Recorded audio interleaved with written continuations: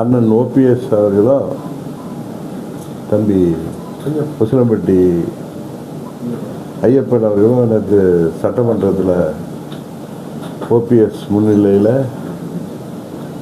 ஐயப்பன் அவர்கள் பேசியதை தமிழ் கூறும் நல்லுலகை பார்த்தது. அண்ணன் ஓபிஎஸ் அவர்கள் எங்களோடு 30 ஆண்டுகளாக தொடர்பில் உள்ளவர். அவருக்கு 1000 வருத்தம் இருக்கலாம். அவர் எந்த இயக்கத்திற்கு செல்வதற்கு தனிப்பட்ட முறையில் அவருக்கும் ஐயப்பனுக்கும் எந்த இயக்கத்திற்கு செல்வதும் அவர்களுடைய தனிப்பட்ட விருப்பத்தை பொறுத்தது. ஆனால் சட்டமன்றத்தில் யாரால் அந்த சட்டமன்றத்திலலாம் இவர்கள் அடியெடுத்து வைத்தார்களோ அந்த சட்டமன்றத்தில் அமைச்சர்களாக, எதிர்கட்சி தலைவராக, எதிர்கட்சி துணைத் தலைவராக 3 முறை முதல்வராகலாம் பொறுப்பேற்று பணியாற்ற வாய்ப்பு கிடைத்த அந்த சட்டமன்றத்தில் தம்பி ஐயப்பன் அவர்கள் முதல்வரை வாழ்த்தி பேசுவது, முதல்வரை அவர் கட்சியில் போய் சேர்வதெல்லாம் அவர்களுடைய தனிப்பட்ட விருப்பம். ஆனால் கோடானு கோடி தொண்டர்கள் தெய்வமாக தினமும் போற்றி வணங்குகிற புரட்சித் தலைவர் எம்ஜிஆர் அவர்களுக்கும் புரட்சித் தலைவி அம்மா அம்மா அவர்களுக்கும் களங்கத்தை உருவாக்குகின்ற விதமாக, அவர்களது புகழுக்கு களங்கத்தை ஏற்படுத்துகின்ற விதமாக அவர் ஐயப்பனை பேசி, ஐயப்பன் இவருடைய ஆதரவோடு வாழ்த்துக்களோடு பேசுவதாக சொன்னது உண்மையிலேயே கோடானு கோடி தொண்டர்களை மாத்திரமல்ல, புரட்சித் தலைவர் எம்ஜிஆர் அவர்களை அவர் மறைந்து எத்தனையோ ஆண்டுகளானாலும், அம்மா அவர்கள் மறைந்து எத்தனையோ ஆண்டுகளானாலும் அவர்களை இன்னும் மனதில் நினைத்து அவர்கள் வழங்கிய நல்லாட்சியை, நல்ல திட்டங்களை நினைவு கூறுகின்ற தமிழ்நாட்டு மக்களும் உண்மையிலேயே அதை ஏற்றுக்கொள்ள மாட்டார்கள்.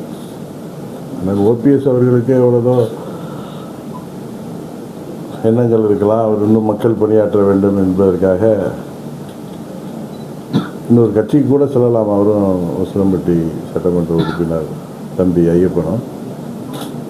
ஆனால் அம்மா அவர்கள் இருந்தவரை பரதனாக நடித்துவிட்டு அம்மா அவர்கள் மறைவுக்கு பிறகு முதல்வராக்கியவர்களுக்கு,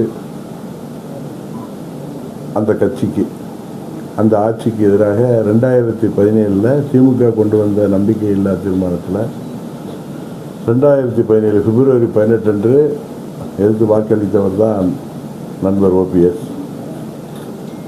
திரும்பவும் அவர்களை பெருந்தன்மையாக மோடி அவர்கள் ஏற்றுக்கொண்டு அண்ணன் இபிஎஸ் அவர்களோடு பேசி அவரை துணை முதல்வராக்கி,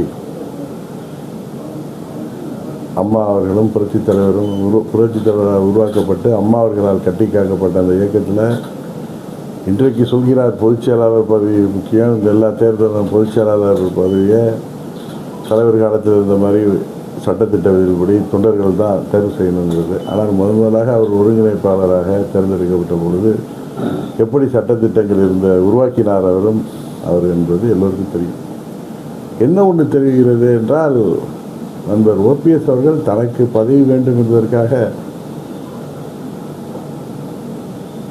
எதையும் செய்ய துணிந்து விட்டார் என்பது உண்மையிலேயே வருத்தம் தருகிறது. ஏன்னா 99 எனக்கு அவர் நன்றாக தெரியும். அவர் திமுக முதலமைச்சரை வாழ்த்தி பேசலாம், அவரை போய் சந்தித்து நலம் விசாரிக்கலாம். 2017 பிப்ரவரி மாதம் 5ஆம் தேதி அவரை பதவியிலிருந்து இறக்கியது ஒரு நியாயமான நடவடிக்கை என்பதை இன்றைக்கு தமிழ்நாட்டு மக்கள் புரிந்து கொள்வார்கள். ஏன்னா அவர் திமுகவில் போய் சேரட்டும், அங்கே அவர் பதவிக்கு வரலாம், வர முடியாமல் போகலாம், அதெல்லாம் மக்கள் தீர்மானிப்பார்கள். ஆனால் புரட்சித் தலைவருக்கும் அம்மா அவர்களுக்கும் களங்கம் விளைவிக்கின்ற விதமாக அவர்களுடைய புகழுக்கு களங்கம் விளைவிக்கின்ற விதமாக அவர்கள் செயல்பாடு உண்மையிலே யாராலும் மன்னிக்க முடியாது.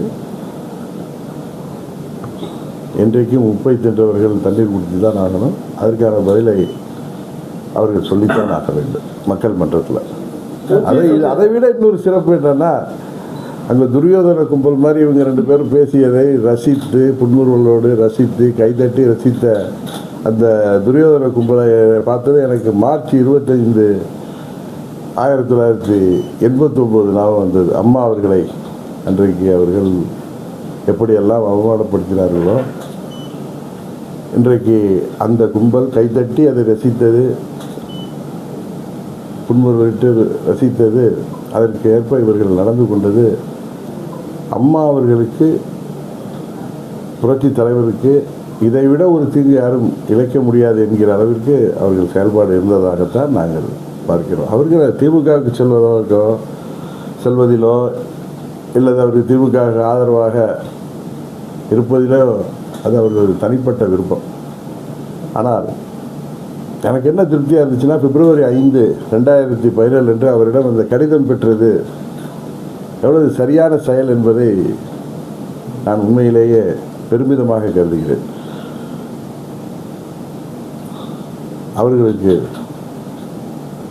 லட்சம் தொண்டர்கள், கோடானு கோடி எம்ஜிஆர் பக்தர்கள், அம்மாவின் பக்தர்கள் உறுதியாக அவர்களுக்கு தமிழ்நாட்டு மக்கள் ஆதரவோடு உரிய பதிலை தருவார்கள் என்று நான் நம்புகிறேன்.